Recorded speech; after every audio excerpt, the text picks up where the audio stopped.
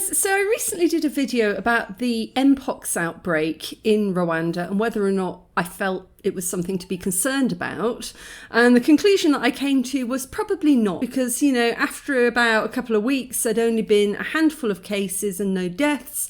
That remains the case at the moment. I think there's been about 6 cases confirmed, and again, nobody's died from it. So I wasn't really that worried about mpox.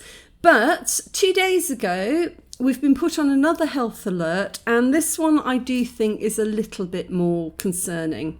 So the outbreak this time round is Marburg. And the first thing that everybody in Rwanda thought is, what the hell is Marburg? We'd never heard of this. And what it is it turns out that it's a virus in the same family as Ebola. So it's a hemorrhagic fever. And hemorrhagic fevers are one of the worst ways to die, because as it suggests, it breaks down your ability for blood to clot, and you end up bleeding from your eyes, from your mouth, from your orifices, and you generally die of blood loss and shock. Which is absolutely horrific. And it's also horrific because for years Rwanda has been preparing to deal with an Ebola outbreak, because, we've had periodic outbreaks of that just over the border in DRC and Goma. And so we were expecting Ebola to be the one to come over. And really, Marburg came out of left field. Like, nobody was expecting that. So slightly random fact, but Marburg was discovered in 1967 in Frankfurt in Germany, in the town of Marburg. That was when the first case cropped up. And Ebola was discovered in the Ebola River Basin area of Democratic Republic of Congo in 1976. So Marburg predates Ebola, but 1967 and 1976... that's a bit weird. So the question is, do I think it's alarming? Do I think this is one to be concerned about? Unlike monkeypox, yes, I do. There are quite significant differences between mpox and Marburg. First of all is the death rate.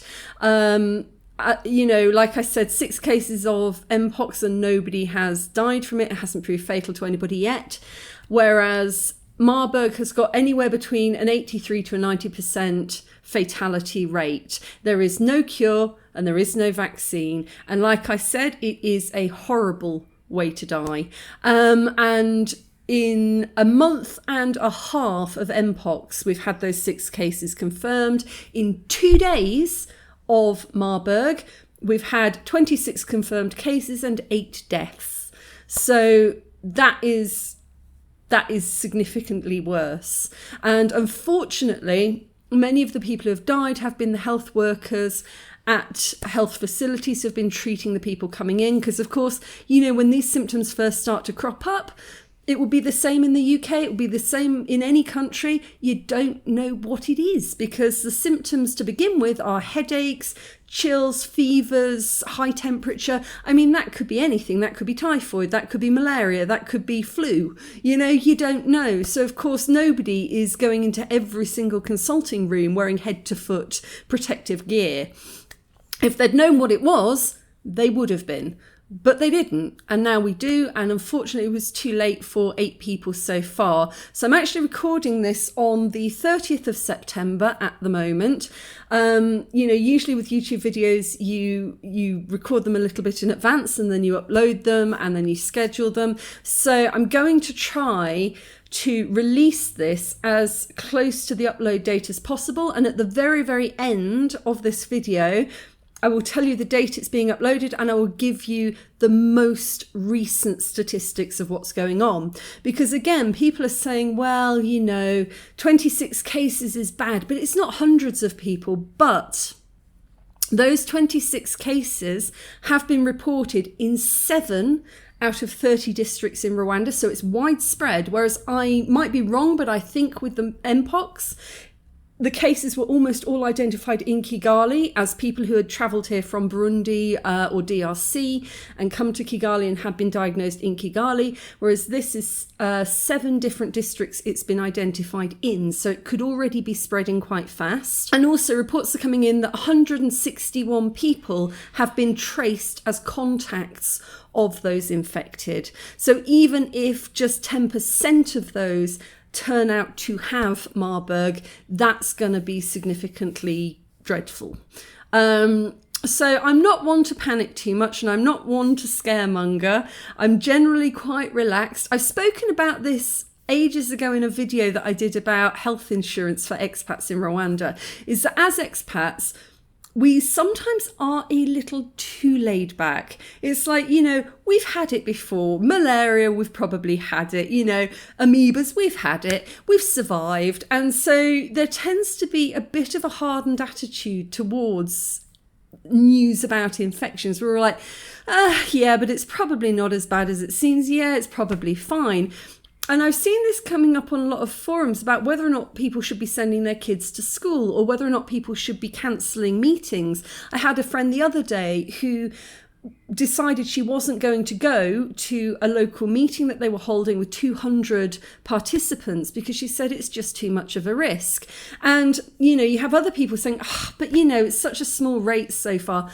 From my perspective, the way that I'm looking at it, and I am somebody who's generally fairly relaxed about these things, but the way that I'm looking at it is you're not walking away from this one. If by any chance you happen to get it, that's it. Your chances of survival are extremely low.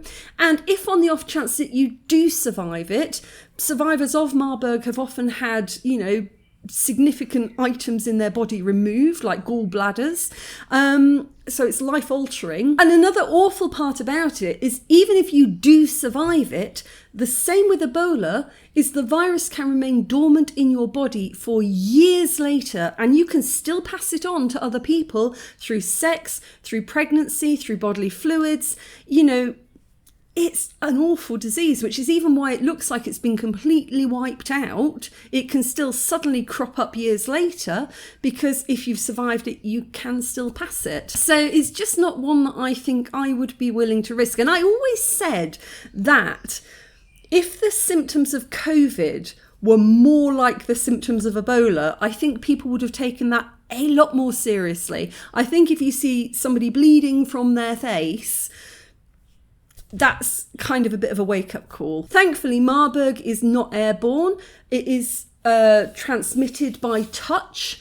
But as I talked about with mpox, it's quite difficult in Rwanda and in Africa more generally to maintain that physical distance. Personal space is often encroached upon far more than it is in the West. Like you can sit next to people on buses, they'll put their head on you, they'll go to sleep. Sometimes they'll start braiding your hair. And so, there isn't that sense of personal space in the same way.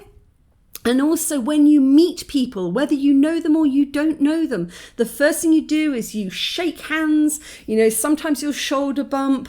It's a very tactile culture, and therefore that makes it a lot more difficult to completely stop the spread of these diseases. I mean, it was pretty much impossible even in the UK during COVID to get people to abide by separation rules. So I think at the moment, because it's only been 2 days, I think we're going into the 3rd day now, it's too early to say how bad this is going to be, whether or not it's going to, flare up and disappear as quickly as it appeared, or whether or not it is actually going to become a significant threat. We need to wait a couple of weeks at least to find out how this is going to behave, how the virus is going to behave. And until then, I don't think we know. But given the symptoms, given the lack of life expectancy if you get it, and given the fact it's being discovered in several different districts, not just in one place, at the moment I wouldn't be taking any risks. So I would probably advise the same as the mpox, just avoid physical contact. If somebody comes at you to shake your hand, maybe off your elbow, if you're wearing a shirt or something, off your elbow, or just say it. Say, sorry, Marburg, mpox, just say it and people will understand. It's just a very natural instinct to reach out your hand to shake hands when you first see somebody. But, if you remind people, it's perfectly fine to remind people. That's fine. People aren't going to be horribly offended by it. So yeah, either off your elbow, off your foot, because touching feet with your shoes on is fine as well. Or just say, sorry, COVID, mpox, Marburg, laugh about it, and the person you're talking to will laugh as well. So maintain your personal distance. If you're staying in hotels, if you're staying, in other accommodation, check that everything looks clean, it smells fresh. Take hand rub with you, alcoholic hand rub. If you happen to be touching anything, use it. And I don't think we need to be running down the street screaming at this moment in time, but this one, I would say, is more alarming than the mpox, than probably even COVID. I would not be taking your chances with it at the moment, at least until we see what's going on. And I'm going to say my thoughts are out there with all the health workers dealing with this, because that was really heartbreaking. Is the moment that this started to circulate, there were pictures of the health workers who died on Twitter, and I'm not going to show them here, out of respect for their families, but it was heartbreaking because they looked so young and so happy. And, they clearly spent years of their life training to help people and to, make them better. And they died from trying to help other people. So, even if you don't agree with isolation for yourself, if you're one of these people who says, my freedom of movement is really important, think about the health workers who have got to clean up this mess, and think about the risk that they are taking to help to prevent it from spreading. And just out of respect for them, do your best not to make yourself part of the problem. All right, stay safe out there, guys.